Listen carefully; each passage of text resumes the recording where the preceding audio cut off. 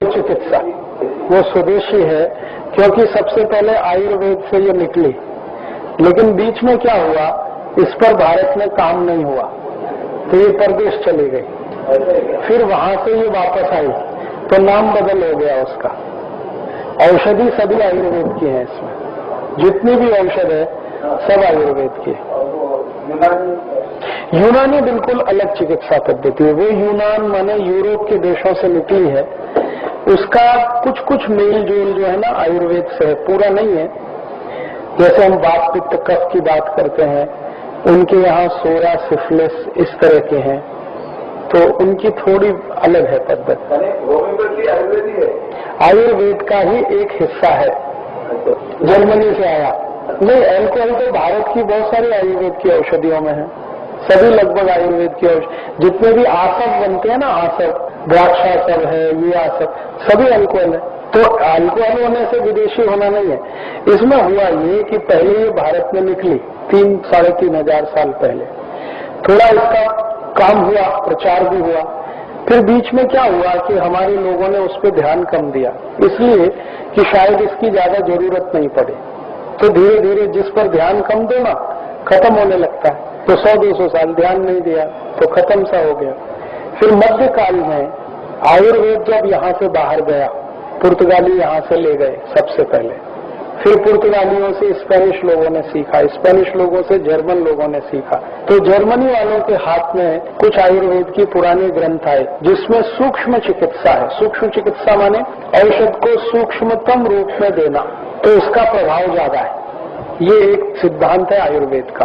कोई औषध है जितने कम से कम में आप दोगे असर उतना ही ज्यादा है उसका। स्टेरॉइड होम्योपैथी में तो किसी में नहीं है, आयुर्वेद में कभी कभी होता है, होम्योपैथी में स्टेरॉइड मिल नहीं सकता। तो इसको उन्होंने, जर्मनी वालों ने थोड़ा इसको फाइन किया, इस पे काम किया, फाइन किया। फाइन करके जब ये प्रचारित हुई तब ख्याल में आया कि ये तो पहले भी था भारत में।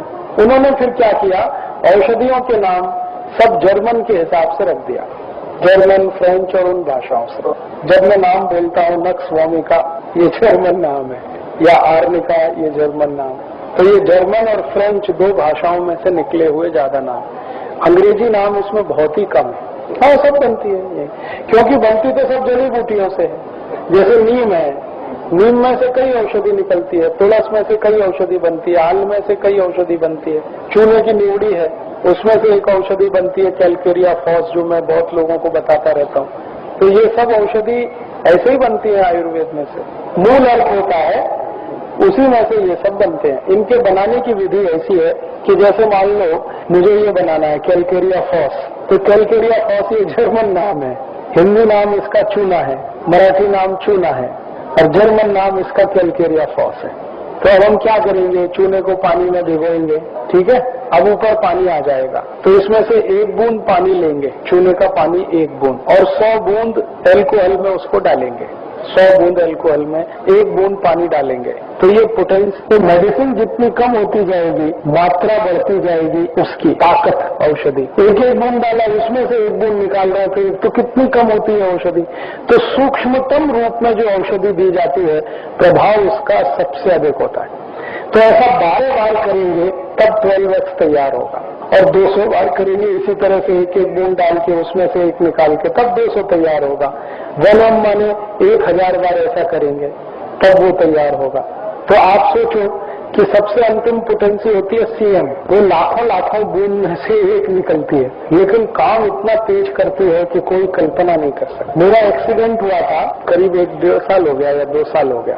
एक हमारी बड़ी गाड़ी है, आजादी बचाओ आंदोलन की बस है, पूरी स्पेशल डिजाइन, वो पलट गया था पूरा, तो बिल्कुल उल्टा हो गया था, तब बहुत चोट आई थी। तो उस समय मैंने आर्निका, इसकी सबसे ऊंची पोटेंसी सीएम लिया, आर्निका। तो आर्निका की सबसे हाईएस्ट पोटेंसी सीएम, जिसमें दवा सबसे कम होती है।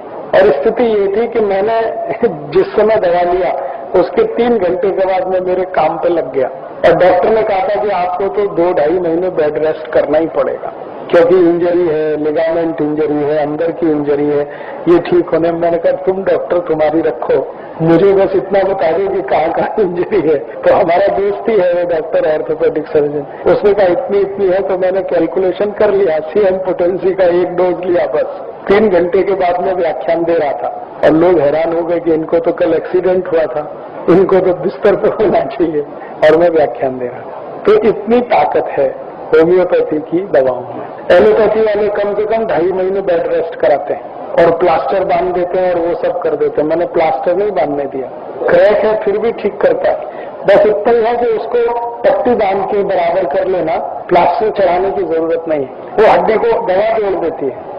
तो ये आयुर्वेद का एक सिद्धांत है, दवा को सूक्ष्मतम रूप में लेना तो सबसे ज्यादा प्रभावी है।